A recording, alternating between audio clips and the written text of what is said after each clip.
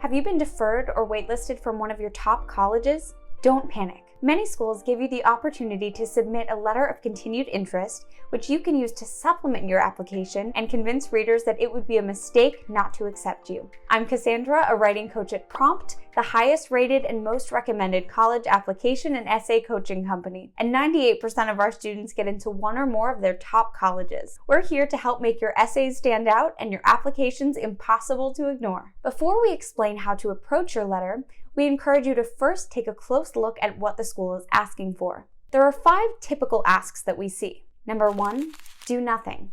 If you have not been asked to submit an additional essay or letter, don't. This seems obvious, but many students feel the need to call, email, or submit additional materials that haven't been requested.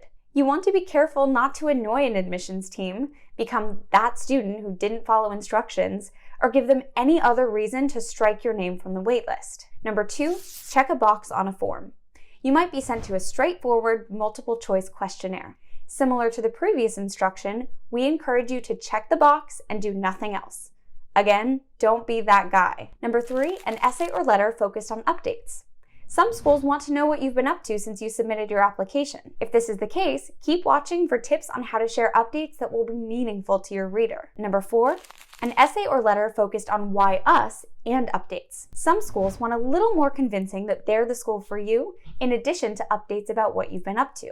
We'll also break down how to approach this instruction. And lastly, you might receive a waitlist notification without clear instructions for what to do next. In this case, we advise you to send a straightforward email to the admissions team asking, "May I send a letter of continued interest?" To be clear, you should not send the letter in this email, nor is it advisable to ask, "What else should I do?" because the answer will likely be nothing. Let the school know that you're interested in updating them and letting them know why you want to attend, but don't give them information they haven't asked for. For those students who have been asked for or granted permission to submit a letter of continued interest, our primary piece of advice: keep it concise. You don't need to repeat information you've already shared with the reader, give them information they haven't asked for, or use an overly complicated style to try to wow the reader with your writing skills. They've read a lot of applications this admission season, so you want to make sure any additional information you're providing is valuable and easy to understand.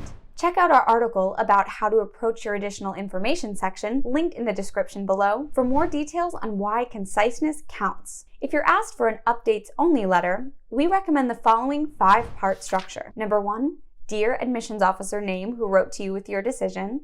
Number 2, thank you for allowing me to submit updates on what I've been doing since last fall, or something to that effect. Number 3, list your updates. Number 4, thank you again for your consideration, or something similar. And number 5, your name. Similar to your activities list, we recommend focusing on the following details when providing your updates. Focus on the impact you had. How was that activity or experience different than it would have been had you not been there? Quantify your achievement whenever you can, and emphasize new traits, skills, or interests you've developed since submitting your application. If you've been asked to submit a mini Why Us essay in addition to your updates, make sure you're addressing both requests. An effective structure for these letters could look like paragraph 1, a statement that you're still interested in the school and that it's your top choice, if that's true. Then thank the reader for taking the time to read your letter. Paragraph 2, list your updates, making sure to focus on your impact. Paragraph 3, tell the reader about a few opportunities at the school that make you want to attend and how they align with your strongest traits, or how they'll help you in the pursuit of your goals. If you already submitted a formal Why Us essay to this school, take one of the following approaches. They'll be missing out if they don't accept you. What will you contribute to the college campus that will make you an asset and a great classmate? How will other students miss out if you're not a part of their future class? What sets you apart? What perspectives, skills, or ideas will you bring to the school that few other students will? By providing this information, you'll show the reader that you could help them build a well-rounded class. A love letter. You could write an extension of your Why Us essay by listing all of the things that you love about the school that you haven't already mentioned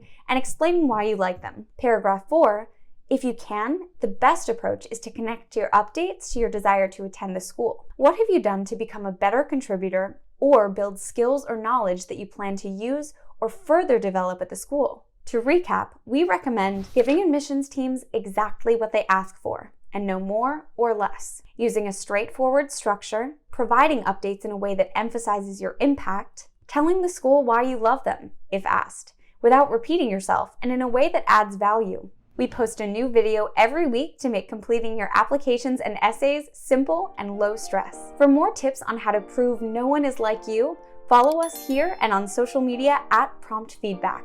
Together, we'll make your story shine.